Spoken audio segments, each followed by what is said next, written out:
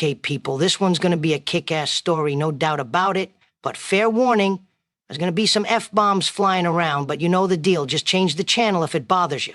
But you're about to miss one hell of a story. Let's get to it. All right, listen up, folks, because I'm only gonna say this once. These are my own words, my own opinions.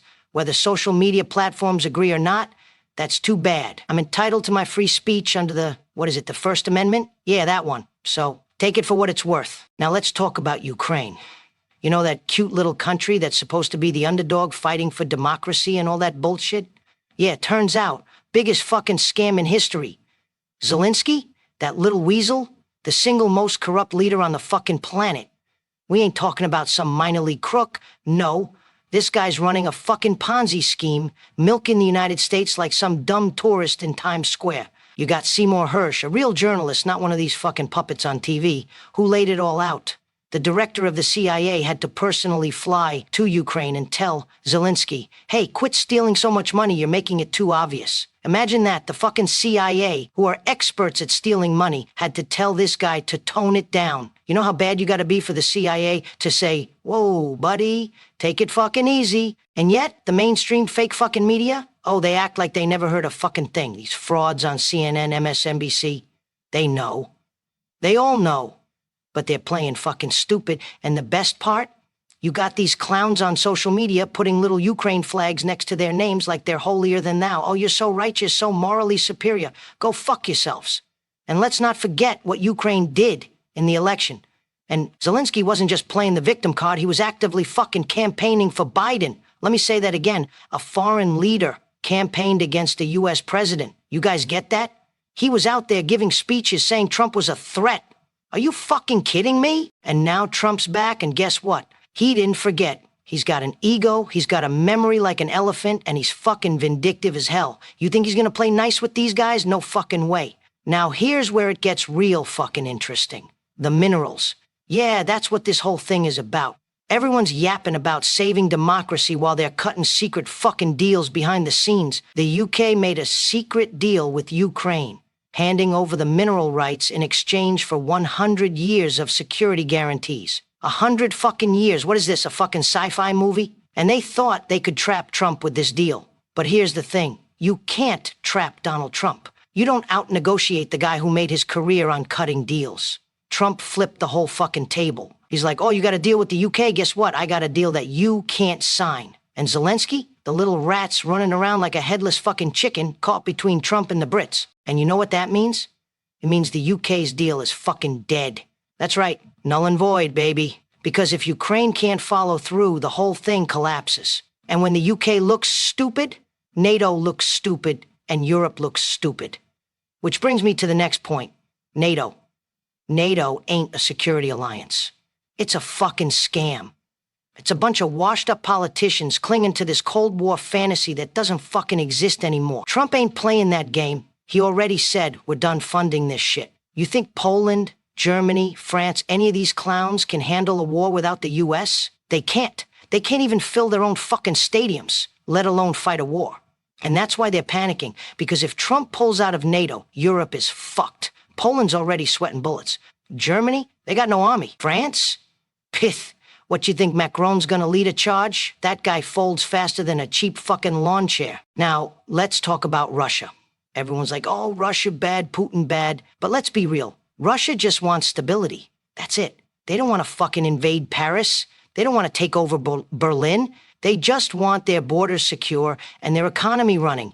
You know what Trump wants? The same fucking thing. So Trump's playing the long game. He's setting up business deals, real fucking money, $7 trillion. Yeah, $7 trillion worth. You hear that? Not millions, not billions, trillions. That's fucking generational money. That's the kind of money that reshapes the world. And when the US and Russia are making money together, guess what? No war. Why? Because war is bad for business.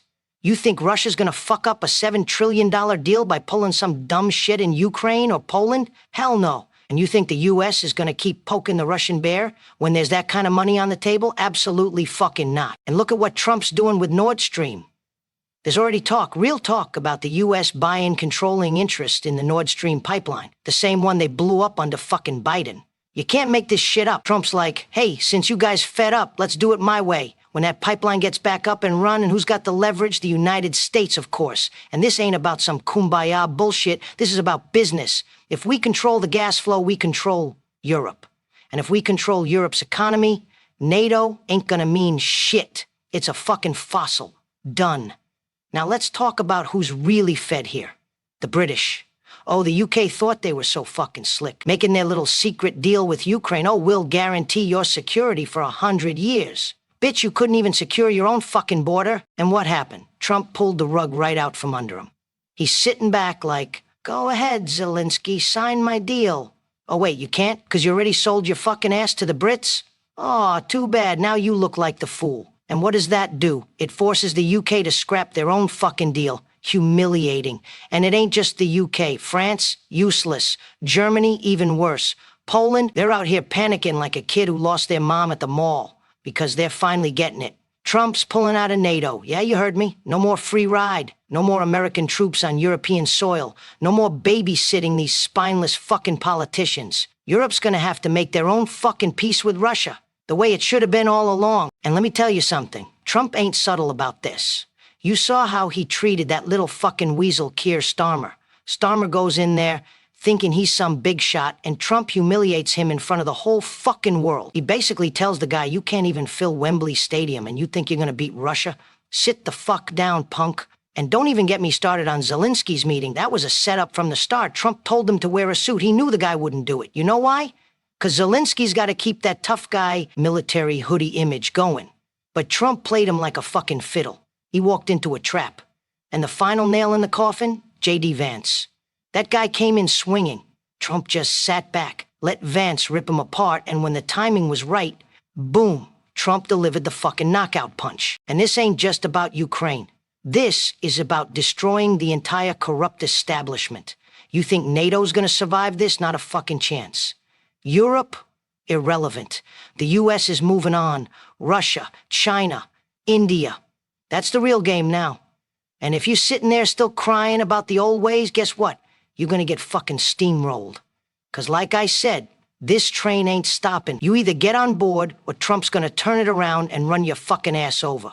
All right, that's a wrap on another kick-ass story, and let me tell you, none of this would be possible without the genius behind the scenes, Chris Dallas. This guy ain't just some scriptwriter. He's the fucking best on this whole damn internet. The way he puts these stories together, the way he gets inside my head and turns it into pure Vinny Gambini gold, it's brilliant. And that's why I can bring it to life for your enjoyment. You're not going to get this anywhere else. This is one of a kind. We tell it like it is, unfiltered, no sugarcoating, no bullshit. So what are you waiting for? Subscribe, like, comment, share, do the whole fucking 9 yards. Spread the word, 'cause Celebrity Recreations is the real deal, and we thank you for being here. So, until next time, Vinny Gambini out.